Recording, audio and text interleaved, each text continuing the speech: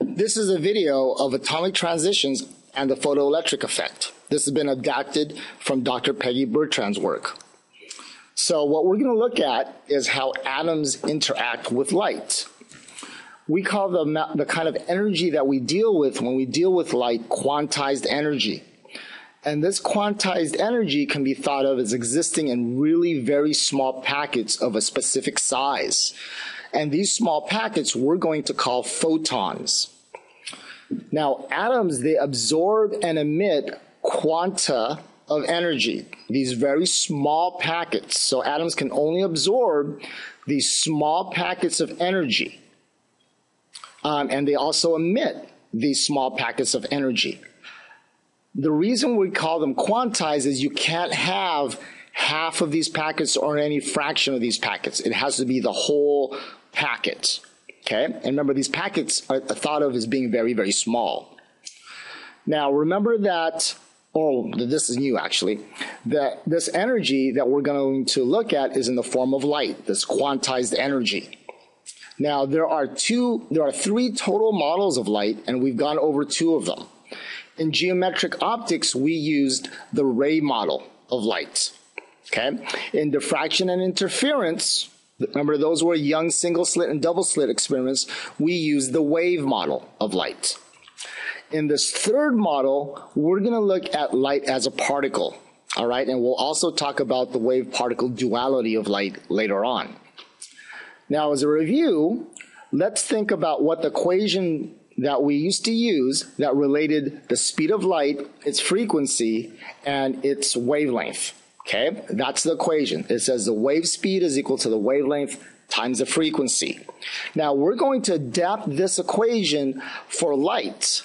So instead of V, we'll replace it with C, because remember, C is the symbol we use for the speed of light. It's a constant. Remember, it's 3 times 10 to the 8th meters per second. Okay, so that's the version of that equation that we will generally use. So this is new. This is the equation from your equation sheet that relates the frequency of light to its energy. This new energy says the energy of a single photon is equal to h, which is Planck's constant, times the frequency. Since h is a constant, notice that the energy just depends upon one thing, and that's the frequency. That's really important. All right, so the energy of light, the energy of these quantized bits of energy depend only upon the frequency. Now, if we have multiple photons, we just take that same equation and multiply it times the number of photons that we have. Okay? So, again, Planck's constant, it is a constant. Its value is 6.63 times 10 to the minus 34 joule seconds. There's also an electron volt version of it. It's 4.14 times 10 to the minus 15 electron volt seconds. Okay, so those are both from your equation sheet, and you need to know how to apply those, and we'll be applying those here in a second. All right, now there's another version of this energy equation that we need to know. Now remember, from the equation that we just talked about, the speed of light equation, the speed of light is equal to the wavelength times the frequency. Well, we can solve that equation for the frequency and say that it's the speed of light, c, divided by the wavelength. So if we do that and plug it into our new energy equation, we get that the energy is equal to hc over lambda. Now that's a really important equation because that's the equation that tells us the energy if we know the wavelength. We'll use the other equation if we only know the frequency. Okay? All right. So those are two important equations that we need to know, both of those energy equations there. The one that says E is equal to HF and the one that says HC over lambda.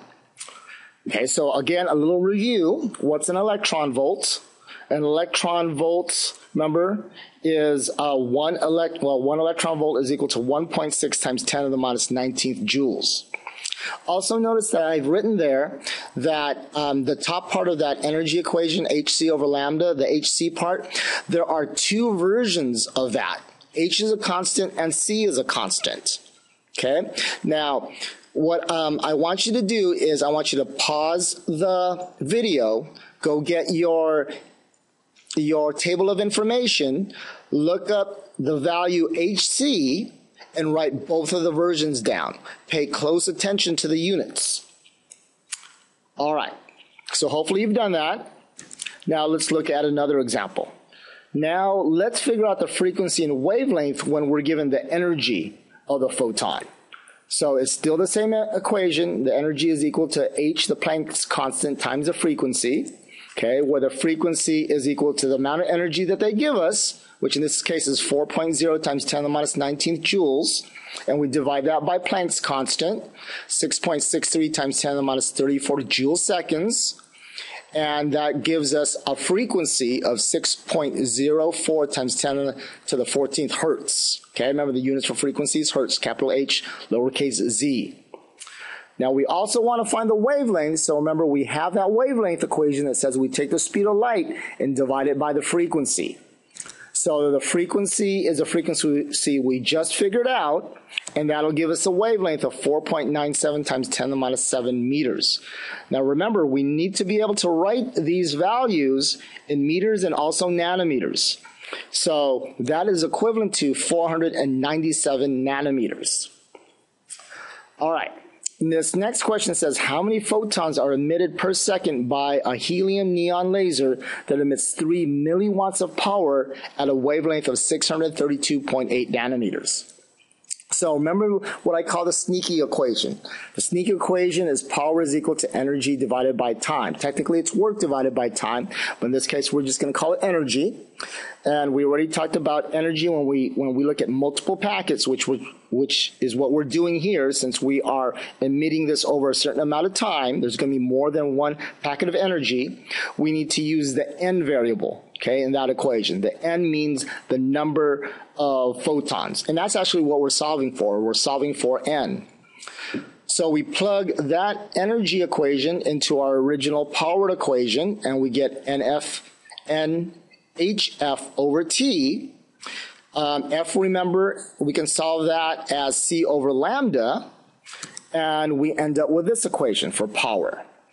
Now we can take that equation and rewrite it for n, the number of photons, and we get that equation. So the number of photons would equal the power times the time times the wavelength divided by C, which is the speed of light, and divided by Planck's constant.